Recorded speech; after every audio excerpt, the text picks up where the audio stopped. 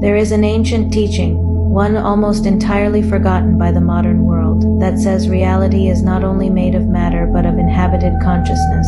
According to the alchemists and Hermetic philosophers, the four elements we think of as earth, water, fire, and air are not dead substances. They are living fields, and within them dwell intelligences known as the elemental kingdoms. Paracelsus taught that every element has two aspects: a visible material body and an invisible spiritual essence. What we touch is only the outer shell. What we breathe, feel, sense, and intuit is the inner life of nature itself. Minerals, plants, animals, and humans live in the gross side of the elements. But alongside us exists another population, beings formed not of flesh as we know it, but of ether, vibration, and subtle substance. These beings were not considered spirits in the religious sense, nor were they human.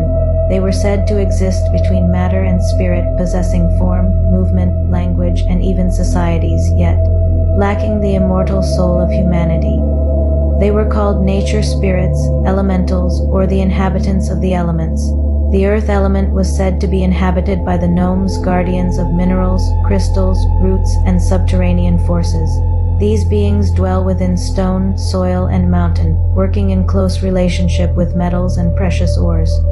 Ancient texts describe them as master builders of nature, shaping crystal lattices and guiding the slow intelligence of geological formation. They are said to be deeply intelligent, pragmatic, and protective, but also private, wary, and easily offended when disrespected. The water element is inhabited by the undines, beings of fluid intelligence who move through rivers, lakes, oceans, rain, and mist. The ancients believed that every spring had its nymph, every ocean its ruling intelligence.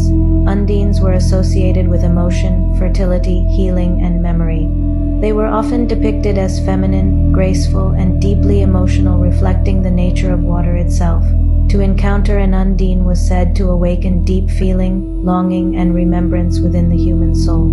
Fire, the most volatile of the elements, is inhabited by the salamanders, beings of pure energy and transformation. They were believed to live within flame, heat, lightning, and volcanic force. Without them, fire could not exist. Salamanders were described as powerful, dangerous, and brilliant agents of purification and destruction alike.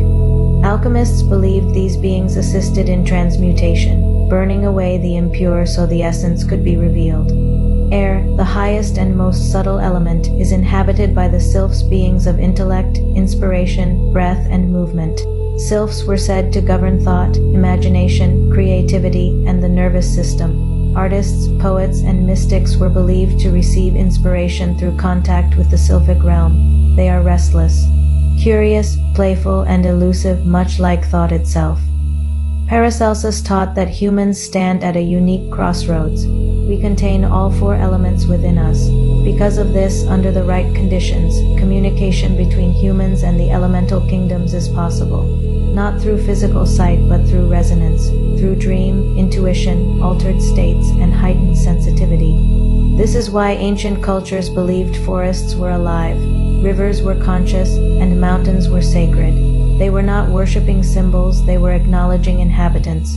But as humanity grew more materialistic, more disconnected from nature, the veil thickened.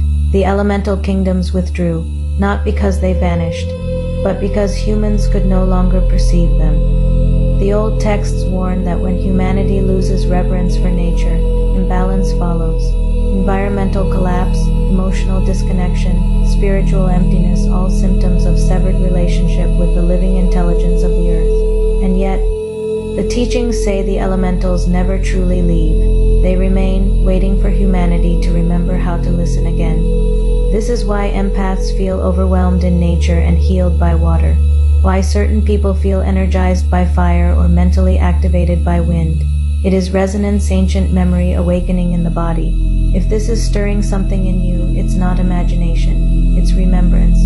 And this is exactly the kind of knowledge we explore inside the alchemical garden, where empaths and mystics relearn how to listen to the living world, reconnect with subtle intelligence, and walk the ancient path with grounded discernment. If this resonated, follow for more hidden teachings, and if you feel called to go deeper, the link to join the alchemical garden is waiting for you. Shift